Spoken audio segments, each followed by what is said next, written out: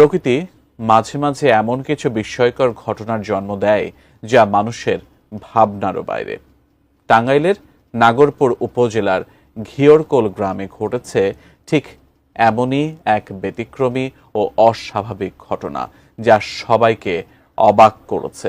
দীর্ঘদিন ধরে নিয়মিত ডিম দেয়া মুরগি হঠাৎ করেই মোরগে রূপান্তরিত হয়েছে। এ ঘটনায় এলাকা জুড়ে চাঞ্চল্যের সৃষ্টি হয়েছে। টাঙ্গাইল প্রতিনিধি খায়রুল আজিমের পাঠানো তথ্য ছবিতে আরো বিস্তারিত জানাচ্ছেন এসআই রাজ। ডিম দিয়েছে, বাচ্চা ফুটিয়েছে, এর বাচ্চাগুলোও আছে। ডিম পাড়া শেষ হয়েছে, মুরগিটি কুচা না হইয়া অটোমেটিকলি সে তার রূপ পরিবর্তন করেছে। যে এর বোল নাক এলো, নিচের যে এইগুলা ফুট যা কিছু আছে সব কিছু পরিবর্তন আসছে। ছেলে থেকে মেয়ে কিংবা মেয়ে থেকে ছেলেতে রূপান্তরিত হওয়ার খবর নতুন কিছু নয়। হরমোনের কারণে ঘটে যাওয়া এমন বিস্ময়কর ঘটনা হয়তো এর মধ্যে আমরা অনেকেই জানি। তবে এবার ঘটল আরো অদ্ভুত এক ঘটনা।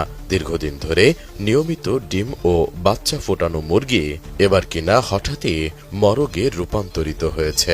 টাঙ্গাইলের নগরপুর উপজেলার ঘিওরকোল গ্রামে ঘটেছে এই ঘটনা।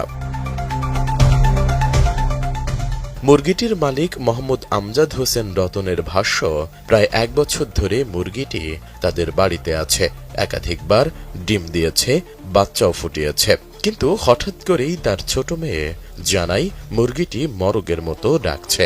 তখন দেখা যায় তার শরীরেও পরিবর্তন এসেছে, ঝুঁটি গজিয়েছে, পালক শক্ত হয়েছে, আর গত 8-10 দিন ধরে তার ডিম পাড়াও বন্ধ রয়েছে। এই বিষয়